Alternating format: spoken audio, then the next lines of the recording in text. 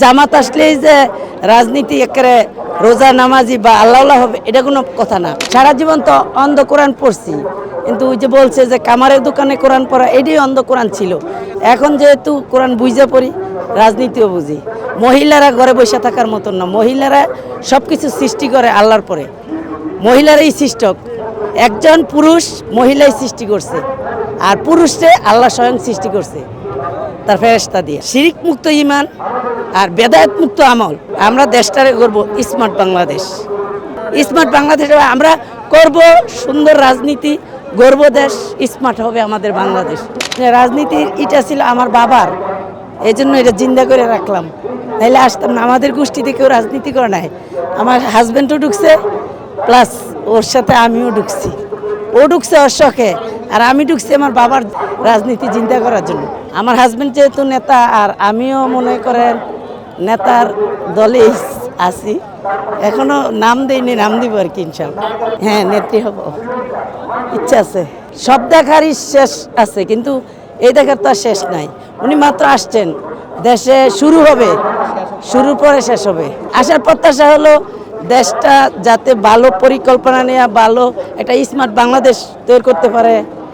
আর আমরাও ওনার সাথে চেষ্টা করব। আমরাও তো এখন ওনার বয়সেরই, আমরা চাবো যে যেভাবে 5ই আগস্টে যুদ্ধটা হয়ে ছেলেরা তোমাদের মতন ছোট্ট বাচ্চারা করছে, আমরাও চেষ্টা করব যে এই রাজনীতিটা জানি কোরআন ভিত্তিক হয় আর কি, সেটাই আমাদের বেশি ইসলামিক হয়। শুধু জামাত আসলেই যে রাজনীতি একেবারে রোজা নামাজি বা আল্লাহ হবে এটা কোনো কথা না।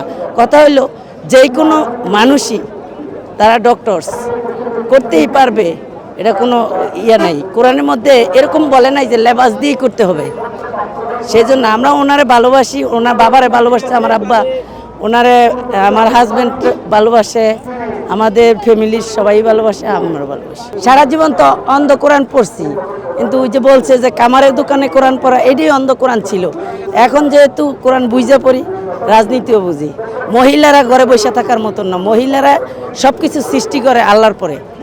মহিলারাই সৃষ্টক, একজন পুরুষ মহিলাই সৃষ্টি করছে, আর পুরুষে আল্লাহ স্বয়ং সৃষ্টি করছে তার ফেরেশতা দিয়ে। এখন রাজনীতিক ছাড়া জীবন আর নাই, সবার সাথে একটু বসবো, কথা বলবো। আর আমরা চাই যে আল্লাহর কোরআনে যেইভাবে বলছে এইভাবেই যেন দেশটা প্রতিষ্ঠিত হয়। এখানে কোনো জামাত কোনো কথা না। জামাত বলতে কি, জামাত হইলো আমরা দলবদ্ধভাবে যেই কাজটা যেই দল থেকেই করি কোরআন হাদিসের ভিত্তিতে ইনশাল্লাহ আল্লাহর কথাগুলি, তাহলে এটার নামই জামাত।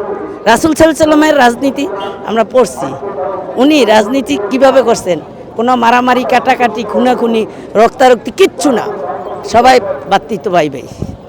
তবে আমাদের দেশটা একটু নষ্ট হয়েছে বিভিন্ন মূর্খতার কারণে, বিভিন্ন অশ্লীলতার কারণে, আর বেশিরভাগই বইরা গেছে দেশটার মধ্যে চুরি, রাহাজানি, ডাকাতি আর পরকিয়া, যার কারণে দেশটা আর দেশের জায়গাত নেই। এগুলি এই সংশোধনের জন্যই আসছি ইনশাল্লাহ। ওই যে বললাম না, জিনরূপী কতগুলি আছে যে দুষ্কৃতি, নারীদের মধ্যে আছে, পুরুষদের মধ্যে আছে, এরা সবসময় থাকে এই দান্দাবাজিতে। কারণ বাংলাদেশে বা পৃথিবীতে পুরুষের অভাব নাই, নারীর অভাব নাই। নারীরা যদি মনে করেন সংসার করে, বিয়ে করে, তাহলে কিন্তু কি অভাব পড়বে না পুরুষের। এক পুরুষের কাছে ওই এরা কোরআন ধরে যে 4টা বলছে, এটা তো মারা যাওয়ার পর পর, বা দেখা গেছে অসুস্থ থাকলে, অসুস্থ তো থাকার কথা না, কারণ এক নজরে কোরআনে যেভাবে আসছে। আর জিন বলতে মানুষের যে কোষ সেল, ওইটা আগে আমাদের নির্ণয় করে তারপর করতে হবে। কোনো প্রতিবন্ধী আল্লাহ পাক সৃষ্টি করে নাই, কোনো অ্যাবনর্মাল সৃষ্টি করে নাই, কোনো ল্যাংড়া লুলা আতুরা এগুলি কিছু না, এগুলো আমাদের বিভিন্ন জিনের কারণেই হইতেছে, ঠিক আছে। আর আমরা চাই যে কি, যে শিরিক মুক্ত ঈমান আর বেদায়েত মুক্ত আমল। আর আমরা দেশটারে করব স্মার্ট বাংলাদেশ। স্মার্ট বাংলাদেশ আমরা করব, সুন্দর রাজনীতি গর্ব দেশ, স্মার্ট হবে আমাদের বাংলাদেশ। রাজত্ব করতে হয়, রাষ্ট্রীয় বা যে কোনো ক্ষমতা পুরুষের নিতে হয়, কারণ আল্লাহ পুরুষ আগে সৃষ্টি করছে, নারী আগে করে নাই। পুরুষের পাঁজর দিয়ে নারীকে সৃষ্টি করছে, যার কারণে নারী যতই কর্মী হোক পুরুষের পাশাপাশি থাকবে।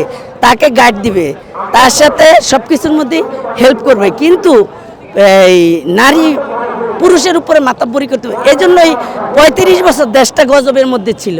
এখন ইনশাল্লাহ হবে, এটা আমরা আলোর পথ দেখতেছি ইনশাল্লাহ। কথা না যে মহিলারা কাজ করতে পারবে না, এই না সেই না, এগুলি সবই ভুল। মহিলারা হ্যাঁ নগ্নতায় চলতে পারবো না, সে হিন্দু হোক, বিধর্মী হোক, সনাতন হোক, মুসলিম হোক, সবার পর্দা করতে হবে, এটা থাকবে। আর কোনো ভিক্ষাবৃত্তি থাকবে না বাংলাদেশে, সবাই স্থান দিতে হবে। আর সবারই একটা করে কি থাকবে, পলিসি থাকতে হবে, একটা করে বিমা ইন্স্যুরেন্স থাকতে হবে, যাতে তারা সবাই চলতে পারে, কারো জানি ঘরে ভিক্ষাবৃত্তি না আসে। কারণ আমার 5টা মেয়ে, আমার তো একটা ছেলে না, তাই বলে কি আমি ঘরে বসে আছি? আমার করে খাইতে হবে না। আর মেয়েদের উপরে, মেয়ে জামাইদের উপরে এদের ইচ্ছে করলে করবে, নাইলে নেই।